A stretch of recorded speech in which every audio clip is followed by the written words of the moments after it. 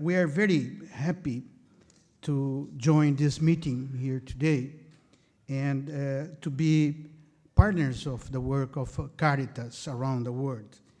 My previous experience in Brazil, Caritas was fundamental to address the issues in the Northeast area, remote areas.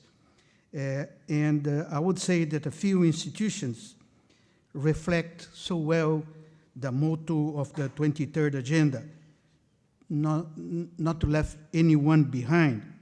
I would say the most important voice that we have now in the international arena reminding us about this is Pope Francis, particularly the encyclical Laudato Si, teach us about the importance of the relation between human beings and Mother Nature. That's exactly what FAO tries to manage. Let me repeat, our planet, our Rome, we cannot continue to do business as usual, so it's fundamental for us to find ways to increase food production, but not all food. We need to look for healthy food, nutritious food, healthy food for all, based on a sustainable agricultural development. That is what FAO tries to pursue. Our main problem nowadays, unfortunately, is not only hunger. As I said, hunger, we know where the hungry people are. In conflict areas, suffering impact of climate change, in the private economic zones. But there is another epidemic going on that's everywhere, is obesity. And this number now has reached about near 670 million people are considered obese, according to our last figures last year. And there are some areas where obesity, especially among women, can go up to 6–70%, like the small islands. And what is the reason for that? Basic reason is that we don't eat healthy food. We are eating more and more what is called ultra-processed food. What is this ultra-processed food?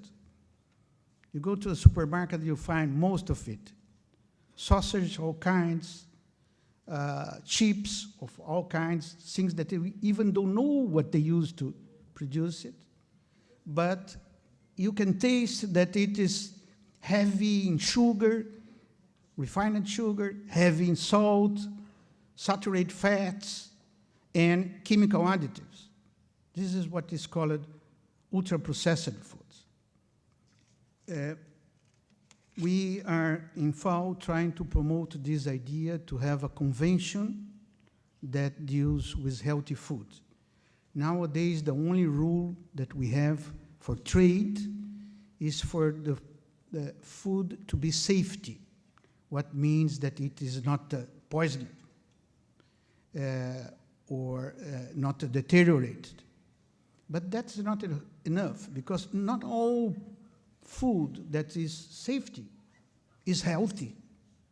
So we need to move our right to food to say right to a healthy food for all. And that's what we are trying to do. Let me go to the last point that I would like to raise.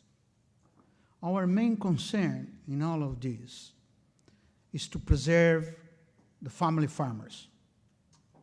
Family farmers are responsible for most of the food we eat. More than that, family farmers are the ones that can produce locally. In small village communities, they are there. They can provide fresh food. They can provide fruits, vegetables, eggs, chicken, and so on. So we need to try to preserve them. And by their own, family farmers cannot do better with climate change, because this needs a lot of investments. And most of them are public investments.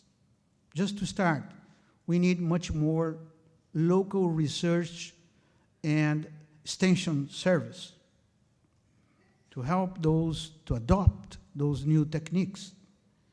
We need also new irrigation systems, not to use the traditional irrigation system that needs a lot of water. We need now this goutte à goutte, or drop by drop, that we can do 100 times what we do with the traditional system. So all these needs investments, needs government policies. And that's what is about the farmers, small farmers, family farmers need.